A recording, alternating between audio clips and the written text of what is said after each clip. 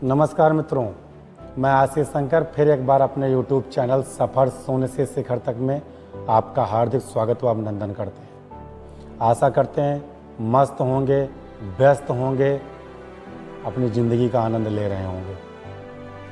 आज हम बात करने वाले हैं धर्म पर, चूँकि सुबह से लेकर शाम तक, घर से लेकर बाहर तक, बच्चे से लेकर बुजुर्ग तक हर आदमी राजनीति कर रहा है धर्म पे, जबकि धर्म का किसी किसी को अर्थ ही नहीं मालूम है, फिर भी राजनीति में पड़ा हुआ है। उसी पे थोड़ा आज हम अपना विचार व्यक्त करेंगे। और अगर समय आपके पास होगा, आप धार्मिक व्यक्ति हैं, आप आस्तिक हैं, अनास्तिक नहीं हैं, तो मेरे विचार को सुनिएगा, समझिएगा, चिंता नहीं बल्कि चिंतन कीजिएगा और कमेंट करके बताइएगा कि क्या मेरी बात सही है या गलत है। गलत होगी तो सुधार करेंगे, सही होगी तो आगे शेयर करेंगे। बात आती है धर्म। हिंदू, मुस्लिम, सिख, ईसाई, ये चारों हैं भाई भाई। बड़ी पुरान कहावत है और बड़ी पुरान लाइनें हैं। अब इसी लाइन का लोग क्या शुरू कर दिए, हर धर्म का व्यक्ति अपने अपने धर्म को बड़ा बता रहा है। इसी पे राजनीति हो रही है।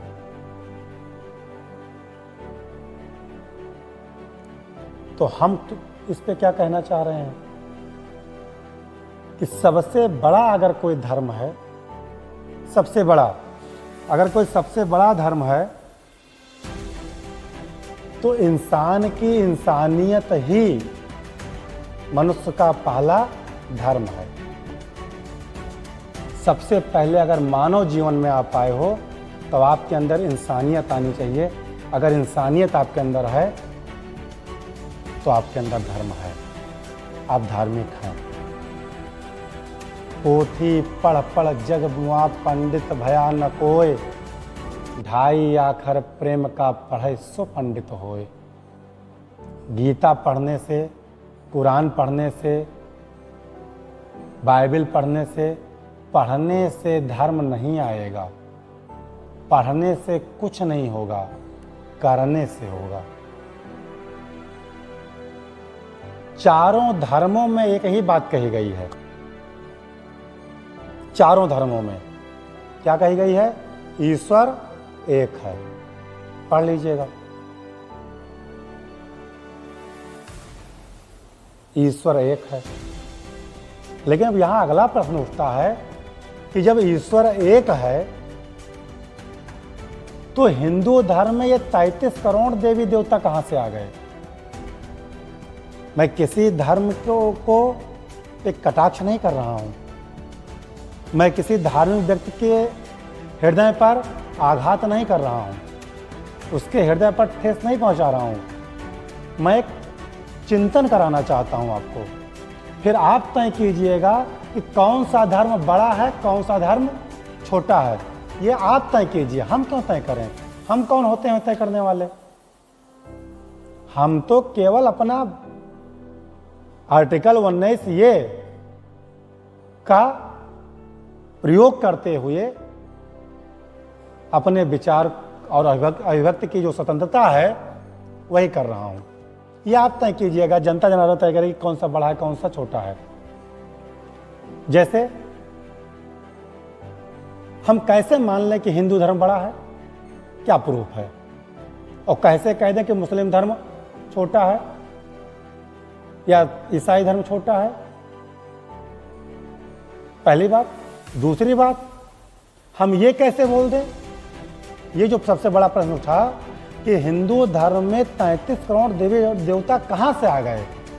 जब हिंदू धर्म भी वही कहता है ईश्वर एक है, मुस्लिम धर्म भी वही कहता है ईश्वर एक है, तो जब ईश्वर एक है तो 33 करोड़ देवी देवता कहां से आए?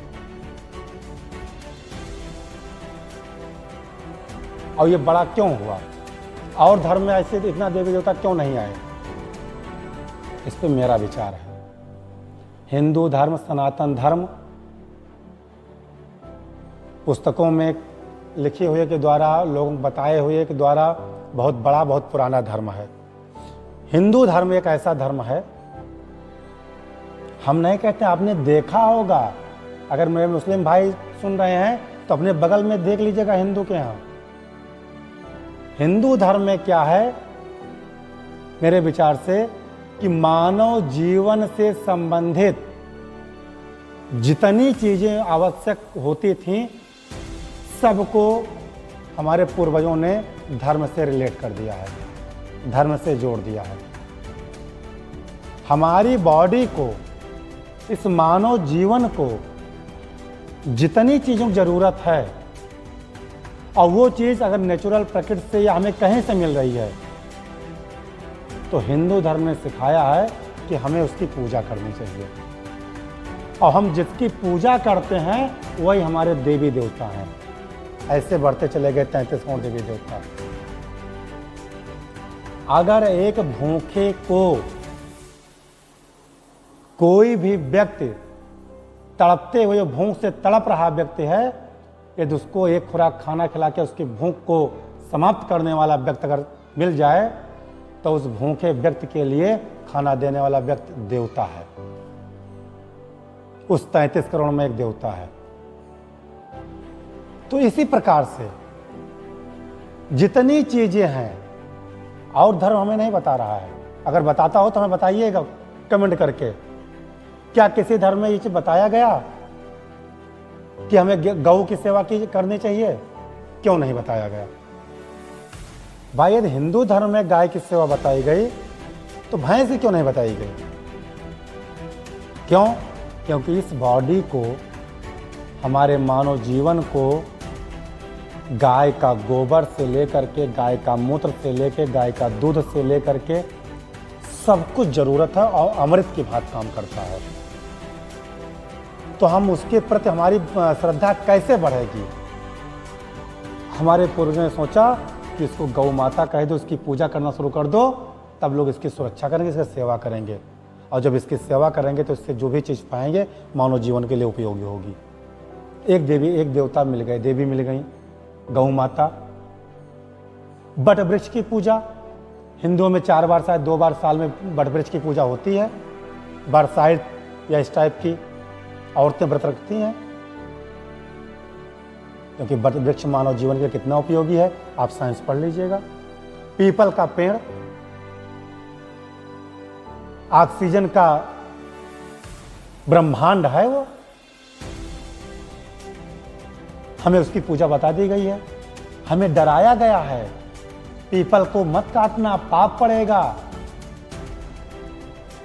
अगर घर के दरवाजे पे पीपल लगा हुआ है तो लोग काटते नहीं, स्वयं गिर जाए, लेकिन इतना डर पैदा कर दिया है कि उसको काटना नहीं है। पाप नहीं पड़ेगा, आपके जीवन पर प्रभाव पड़ेगा, इसलिए पीपल के पेड़ को नहीं काटना है। हमें बता दिया गया, हमारे संस्कारों में डाल दिया गया, गाय को नहीं मारना है, गाय की बलि नहीं देनी है, ये हमारे संस्कार में डाल दिया गया। हमें लिए पानी उपयोगी है तो नाम रख दिया गंगा नदी है, हमें इसकी पूजा करनी है। ये सरयू नदी है, ये जल है। आज भी हमारे यहाँ बताया जाता है कि जल को दूषित ना करो, जल को फेंको ना, जल को बर्बाद ना करो।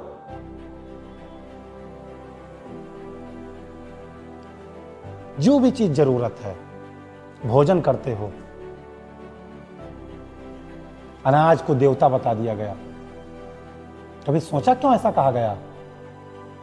हम अब तो कम हो गया है, नहीं हमारे यहाँ हमने अपने आंखों से देखा है, जब गेहूं की बुआई या किसी भी फसल की बुआई की जाती थी, तब सबसे पहले हमारे घर के बूढ़े बुजुर्ग पहले बीज डालने से पहले लोटे में जल, फूल और थोड़ा सा अनाज एक खेत के कोने में डालते थे, पूजा करते थे, धरती माता का प्रणाम करते थे और कहते थे कि माता जी, हमारे परिवार के साथ साथ पूरे संसार का भरण पोषण के लिए मुझे अनाज चाहिए।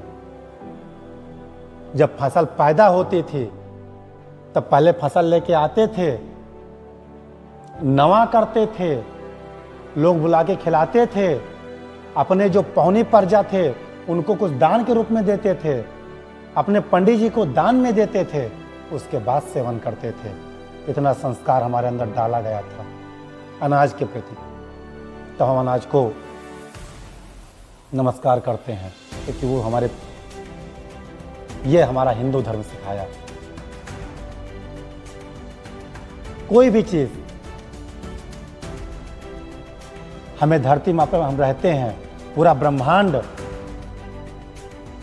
धरती माँ के ऊपर भार है। हमें सिखाया गया कि सुबह उठिए, हमारा ये धर्म बताया गया कि धरती माँ का नमस्कार कीजिए, क्योंकि उनके बल पे आप भोजन कर रहे हैं, उन्हीं के बल पे आप आसन आपकी व्यवस्था हो रही है। ये सब कुछ शौक और श्रृंगार उसी भूमि के बल पर है। भूमि हमारी माता है, माता बता दिया गया, ये हिंदू धर्म बताया। इस संसार में ऐसे जोड़ते चले जाओ, ऐसे नहीं करोड़ों देवी देवता बन गए। हर गांव के बगल में एक तालाब हुआ करता था, उस तालाब की पूजा की जाती थी। क्यों? क्योंकि हमारी आस्था, हमारे गांव वाले, हमारे पूर्वज ने तालाब से जोड़ दिया था। जोड़ा इसलिए था कि उसी तालाब की एक जमीन बराबर हुआ करती थी, उसे से मिट्टी निकाल करके लोग घर बनाते थे, अपना आशियाना तैयार करते थे। तो जिस खेत की मिट्टी ने आपको रहने के लिए आपका आशियाना तैयार किया है, उस तालाब की पूजा की जानी चाहिए। हमारे घर की औरतें पूजा करती थी। शादी ब्याह में आज भी लोग पूजा करने जाते हैं दूल्हा दुल्हन को लेकर के। ये संस्कार हिंदू धर्म में डाला गया। हमारे घर के आसपास पीपल का पेड़ हुआ करता था, पता है इस पर ब्रह्मचारी बाबा रहते हैं। इसका मतलब ये था कि अगर उस गांव के लोग दूर मंदिर तक ना पहुंच पाए तो कम से कम इसी पीपल की सुरक्षा के लिए वो ब्रह्मचारी बाबा का स्थान पर जाए, पेड़ का जल चढ़ाए, उस पीपल की रक्षा करें। समय माता, कुल देवी, गृह देवी, ये सब हमारे संस्कार में डाला गया। घर की औरतें एक रोटी पहले गौ के लिए निकालती थी, चूल्हे में पहले रोटी डालने से पहले छोटी छोटी रोटियाँ बना करके एक अग्नि माता को देती थी। हमारे लिए अग्नि जरूरत है, अग्नि माता बता दिया गया। इसी प्रकार से हिंदू में देवी देवता के पूरा हो गया। हमें वायु जरूरत है, हवन देवता को दिया गया। इसी प्रकार से हमारा देवी देवता का हर चीज को हमारे आत्मा में दिया गया। हमारा ये धर्म, हम अहिंसावादी हैं, लेकिन जब हम इस चीज से अलग होते हैं, हमारा परिवेश इस चीज से अलग होता है, तब हमारे अंदर धीरे हिंसात्मक भावना पैदा होने लगती है। धर्म आपको सब सिखाता है। महाभारत हुआ, एक तरफ धर्मवीर थे, एक तरफ अपने आप को कर्मवीर बता रहे थे। युद्ध हुआ,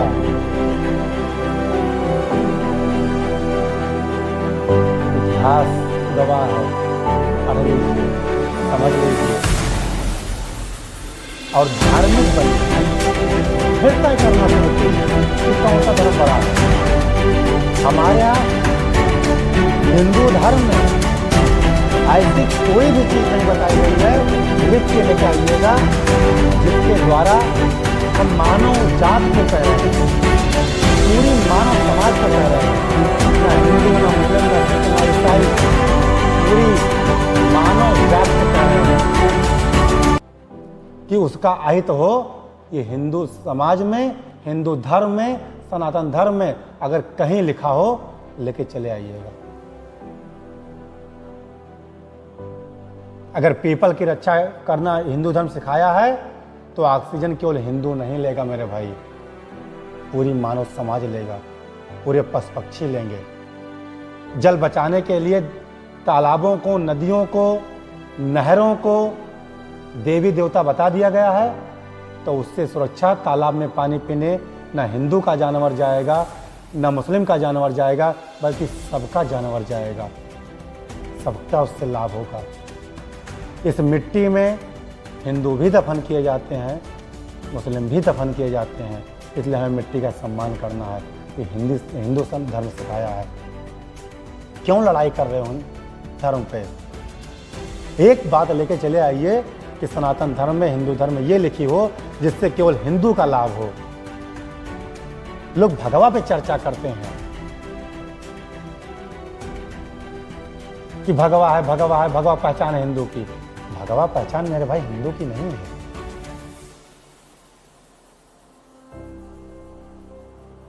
ये कोई हिंदू नहीं है।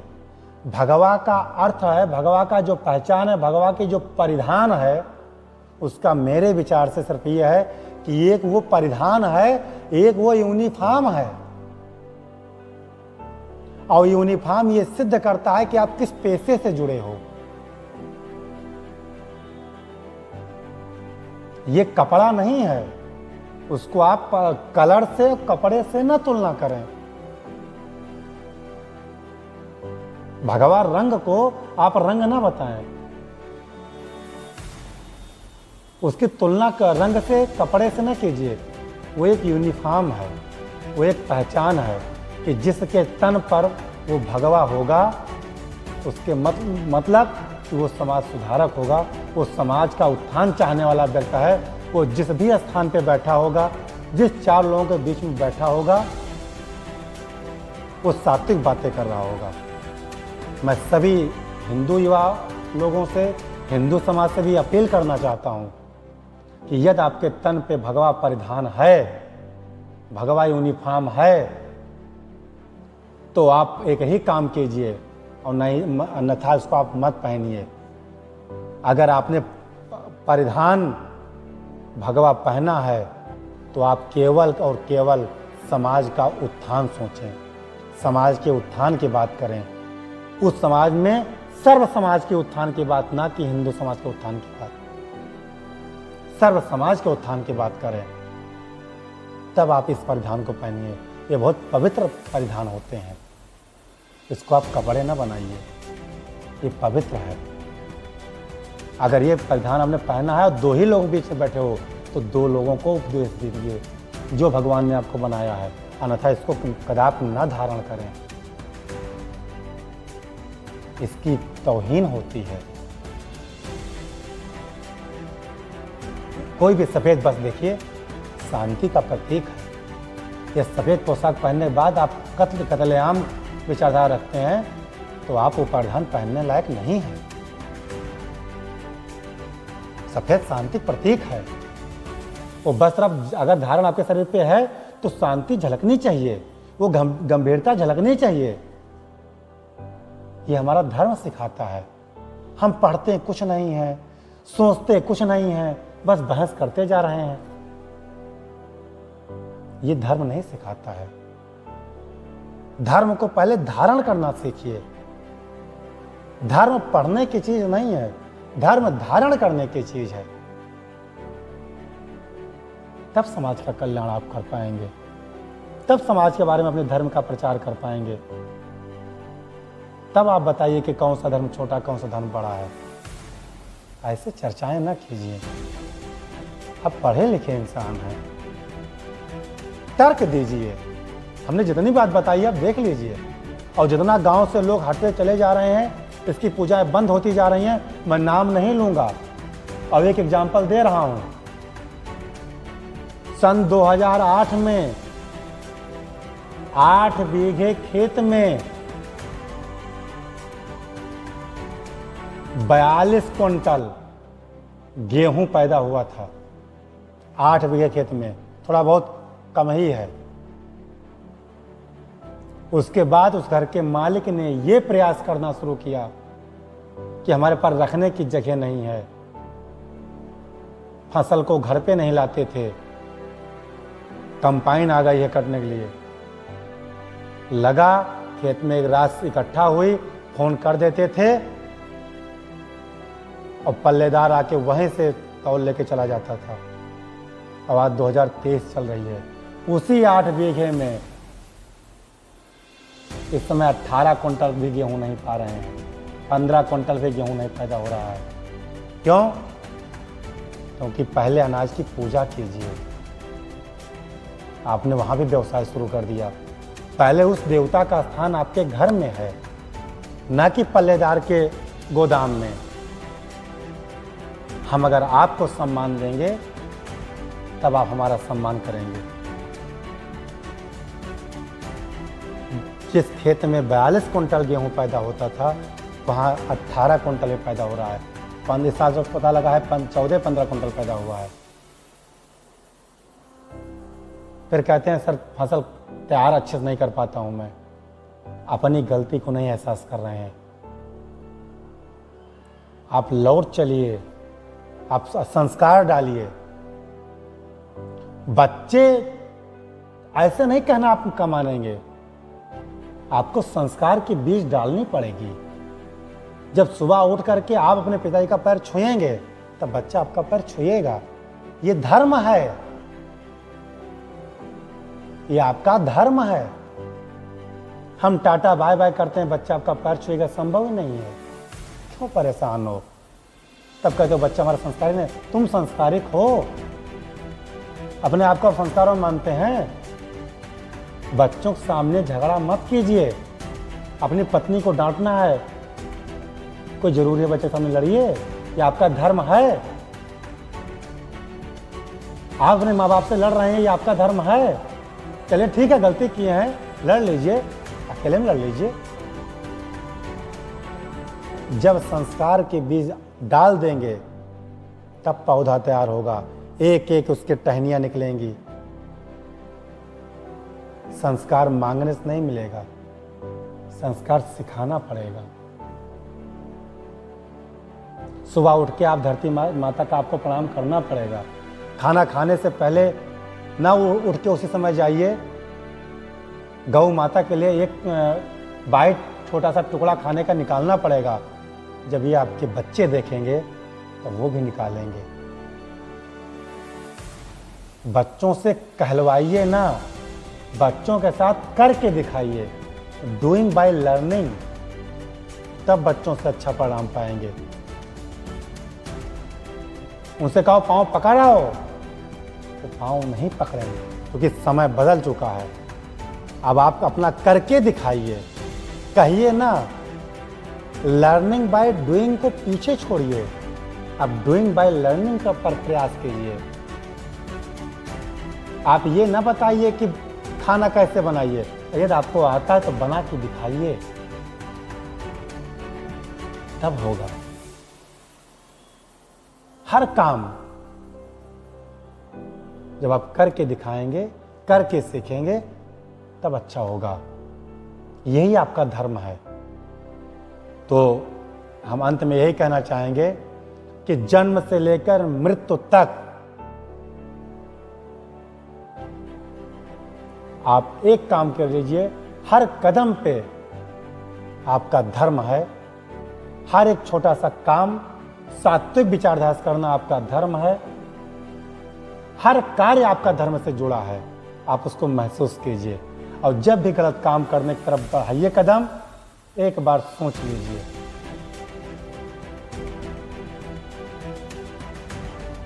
तब सफलता मिलेगी। अगर हम करने से पहले सोच लें तो शायद गलतियां ना हो। इंग्लिश में एक वर्ड लिखा है स्टार्ट। क्या लिखा है? स्टार्ट। स्टार्ट मतलब शुरुआत करना। वो बिगिनिंग तो है ही है, लेकिन स्टार्ट लिखा है। स्टार्ट का जो पहला लेटर है यस, वो हमें सिखाता है। यस मतलब सोचो। कोई भी काम करने से पहले 10 बार सोचो, 100 बार सोचो। आगे का भी सोचो, पीछे का भी सोचो, वर्तमान का भी सोचो। अच्छा भी सोचो, बुरा भी सोचो। उसके बाद शुरुआत करो।